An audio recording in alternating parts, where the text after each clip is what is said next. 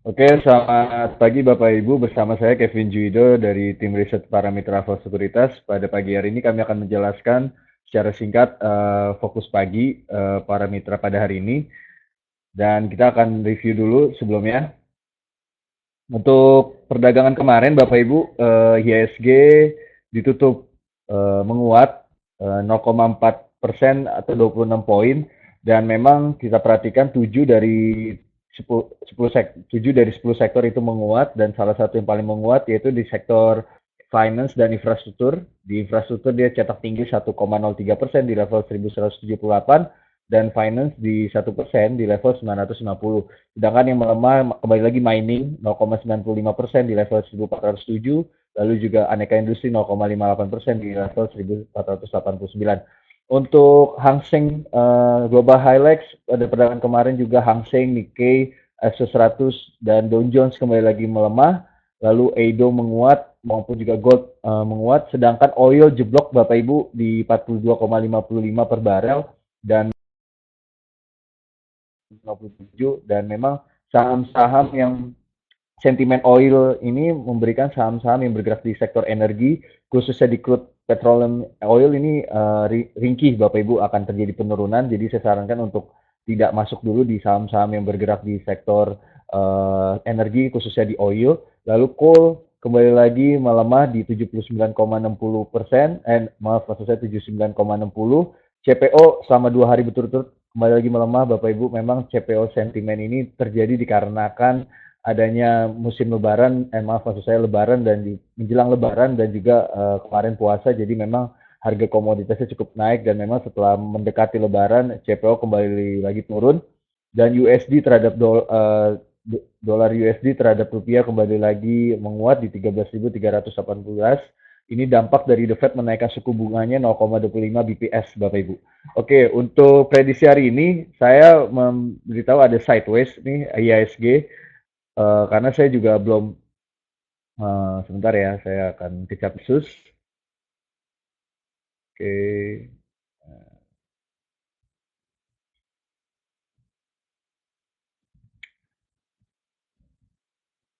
komposit, bentar ya Bapak Ibu.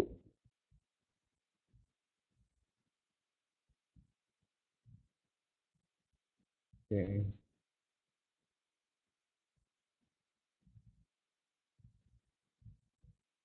oke, saya lanjut di PNI dulu. Saya melihat gini ya Bapak Ibu, untuk di pada perdagangan kemarin IHSG itu break up Bapak Ibu, break up di level resisten kuatnya di 5.791 dengan volume yang cukup sangat tinggi dibandingkan 3 hari yang lalu. Secara indikator saya perhatikan, ini lagi diupdate dulu ya Bapak Ibu. Nah, oke, saya 27 Juni saya gambar.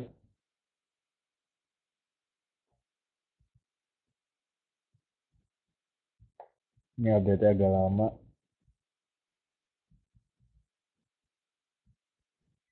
Oke, oke. Ini Bapak Ibu gambar di update. Oke, saya zoom.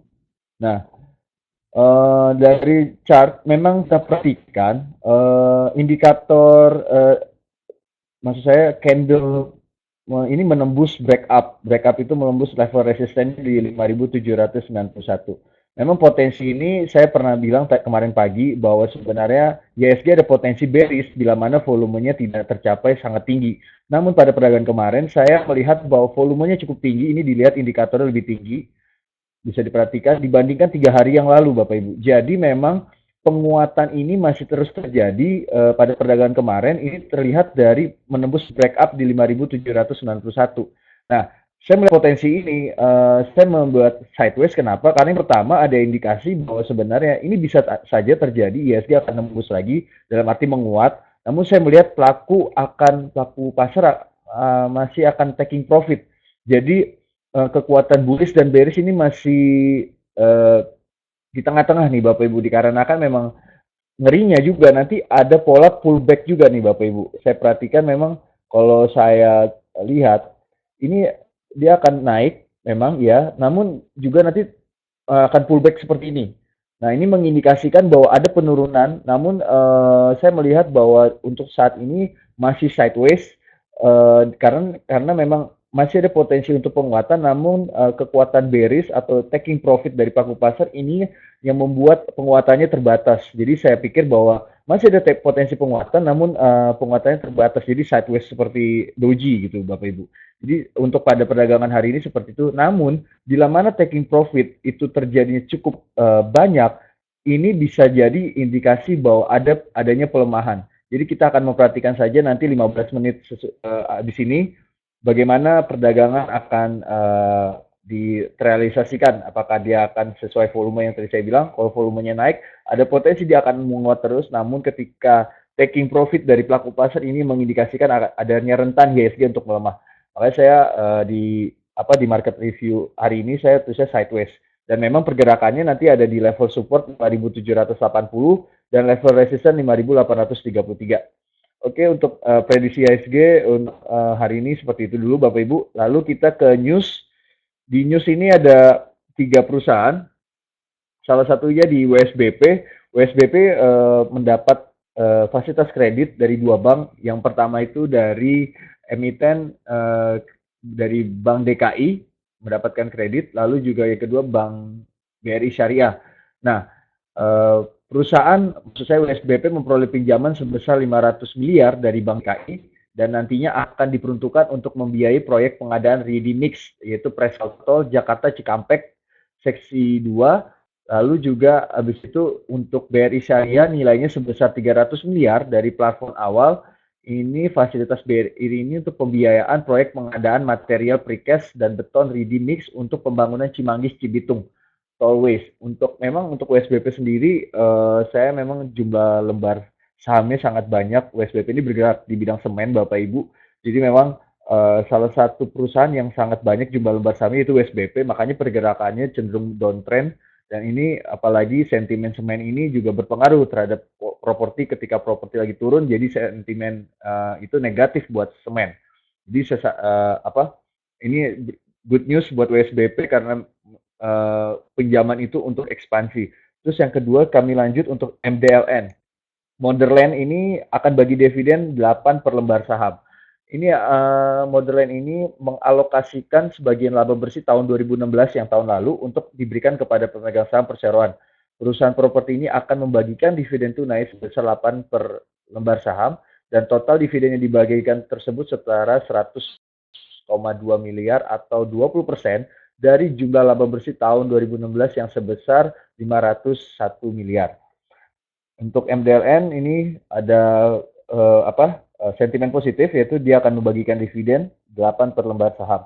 Lalu yang ketiga ini adalah perusahaan yang baru saja IPO yaitu MAP. MAPB ini adalah anak dari MAPI. MAPI itu adalah mitra Adi Perkasa dan memang MAPI ini bergerak di bidang trade yaitu penjualan baju dan apa uh, baju dan pakaian dan memang kayak H&M dan juga Uniqlo itu juga dari MAPI dan ini MAPB ini segambar dengan yang saya tahu adalah dia segambar dengan Starbucks jadi dia fokusnya ke boga ke tata boga. Untuk MAPB ini akan genjot ekspansi setelah anak usaha dari PT MAPI atau Mitra Adi Perkasa mengantongi dana segar hasil inisial public offering atau IPO sebesar 37,25 miliar yang terdiri dari 22,17 juta saham dengan harga 1.680. Untuk ekspansinya tersebut jelaskan Bapak Ibu karena si continue terus, namun saya perhatikan dengan adanya sentimen positif ini juga bisa kita lihat MAPB nanti perdagangan biasanya setelah IPO 2 hari 3 hari ini masih digenjot sampai ke atas namun nanti kita belum tahu bagaimana nilai valuasinya karena ini masih baru jadi kita masih melihat saja dulu perdagangannya untuk hari ini. Oke, terus kita lanjut yang selanjutnya saya akan membahas yang pertama sebentar, ini ada teknikal, saya akan bahas. Ini agak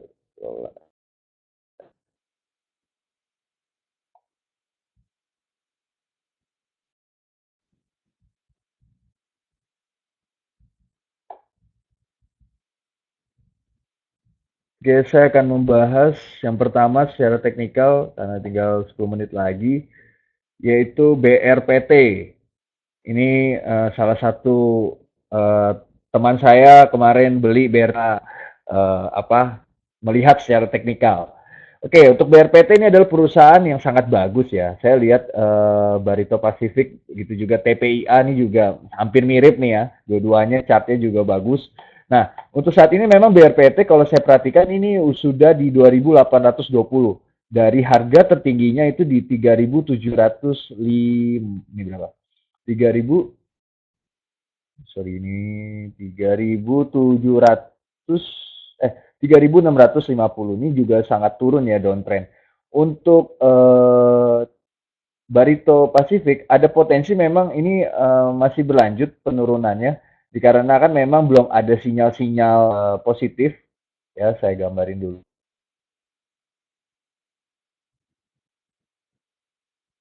Oke.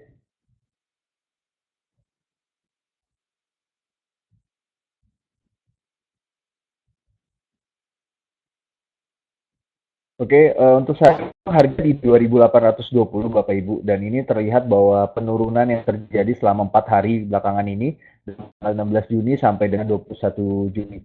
Untuk saya sarankan untuk saat ini memang belum ada sinyal-sinyal pembalikan arah atau reversal dikarenakan dari indikator stokastik masih berada di area zona oversold, namun tidak ada golden cross di area situ. Jadi untuk saat ini saya sarankan untuk Bapak Ibu di BRPT untuk hold dulu, maksudnya wait and see dulu, dikarenakan belum ada sinyal untuk pembalikan arah. Jadi kalau saya perhatikan, memang ini kekuatan bearish ini sangat kuat sekali ya selama 4 hari kemarin.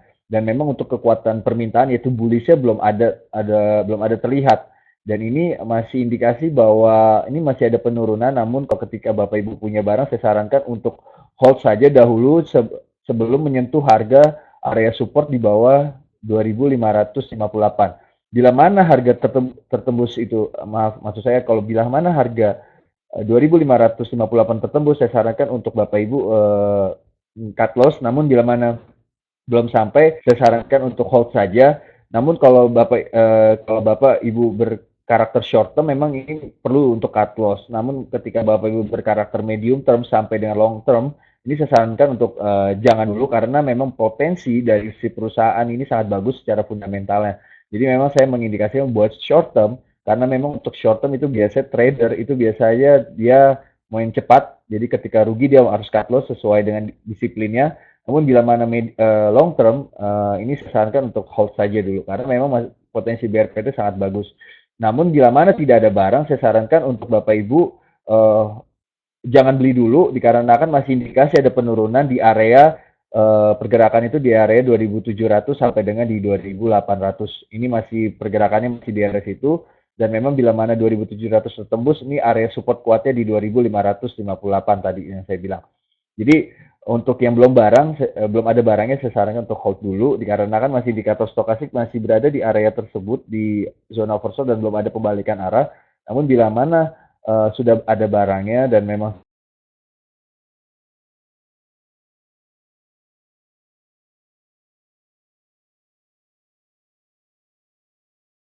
menjelaskan dari pesat.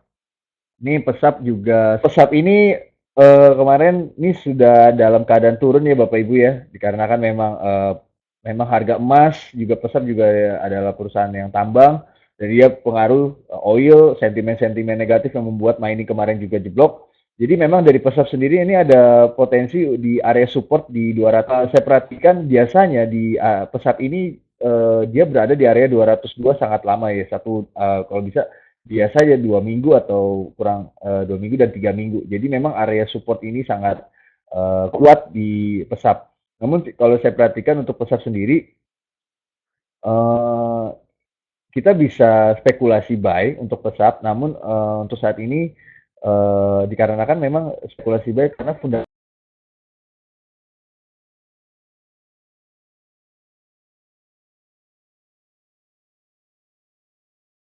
jualannya dan pendapatannya juga dan laba bersih juga bagus dan memang ini saham yang memang kan memang harganya masih murah dibanding Antam yang 600, namun pesat ini masih potensi untuk naik. apalagi ekspansi yang terjadi di Amerika maupun Cina ini juga mempengaruhi dari pesat.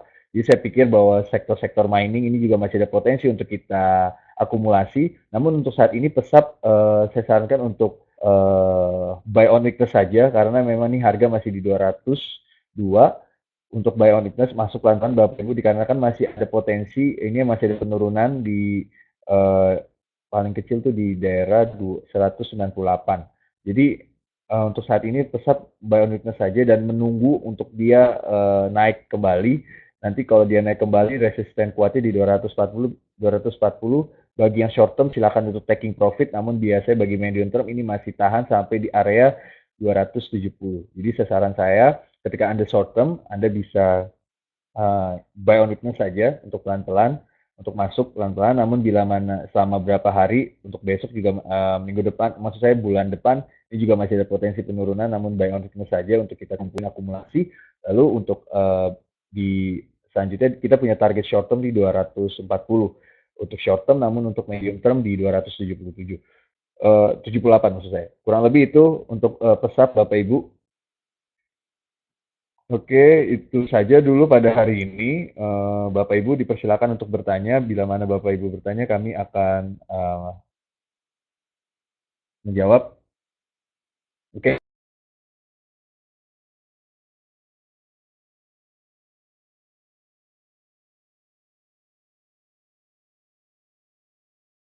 Pak Kevin.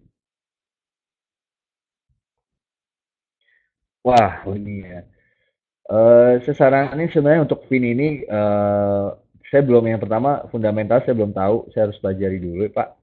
Lalu secara teknikal memang karena fundamentalnya saya tidak tahu dan juga sektornya saya belum tahu, mungkin saya sarankan untuk tidak masuk dulu ya Pak, karena saya juga nggak mau memberikan saran kepada orang yang saya sendiri yang belum tahu karena ini baru IPO dan memang untuk saat ini saya tidak menyarankan untuk masuk fin secara teknikal, Pak. Kurang lebih itu, Pak, Pak Kevin.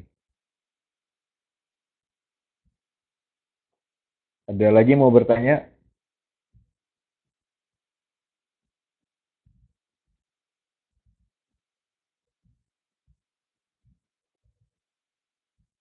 Kalau KBLI bagaimana Pak Kevin? Oke, Pak Kevin masih gitu-gitu aja saya lihat. Oke. Oke, saya bantu ya, Pak ya. Oke, untuk KBLI, memang KBLI ini masih di zona nyaman nih, Pak Kevin. Em, Saya juga melihat ini masih di zona nyamannya di 477 sampai dengan 499. Memang potensinya biasanya kabel itu Pak, setahu saya itu di kuartal 3 sama kuartal 4 Pak. Itu biasanya laporan keuangan akan keluar dan memang ada potensi untuk kenaikan arah. Namun untuk saat ini ya ini buat jangka panjang aja Pak, medium sampai dengan long term. Untuk short term memang tidak disarankan untuk KBLI. Nah, karena memang secara fluktuatif belum ada sentimen positif. Kuartal 2 kan sebentar lagi kan akan selesai nih bulan Juni dan memang biasanya laporan itu kan keluar di bulan Juli dan Agustus. Jadi masih bisa kita wait saja dulu Pak. Namun untuk kalau Bapak punya saham tersebut ya saya sarankan untuk tidak cut dalam arti tidak jual karena memang saham perusahaan ini masih cukup baik dalam arti masih banyak kontrak yang dikerjakan oleh PLN sama KBLI jadi potensi masih sangat bagus Pak secara fundamental. Kurang lebih seperti itu Pak Kevin.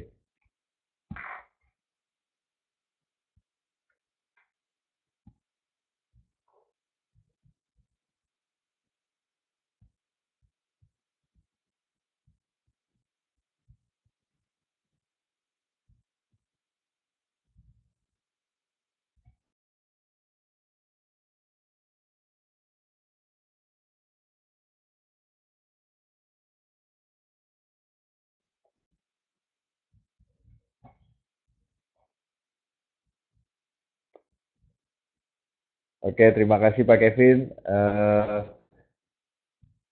Bapak Ibu, dikarenakan bursa sudah jalan, jadi saya berterima kasih untuk pagi hari ini. Semoga apa yang saya sharingkan bisa menjadi bahan pertimbangan untuk Bapak Ibu dalam perdagangan ISG hari ini. Dan juga saya mengucapkan terima kasih sebanyak-banyaknya dan juga selamat Idul Fitri bagi yang menjalankan ibadahnya pada minggu depan dan happy weekend untuk minggu ini maupun minggu depan yang bagi yang udah pulang kampung juga saya ucapkan semoga balik lagi ke Jakarta dalam keadaan sehat walafiat. Terima kasih dan saya mengundurkan diri dan salam cuan.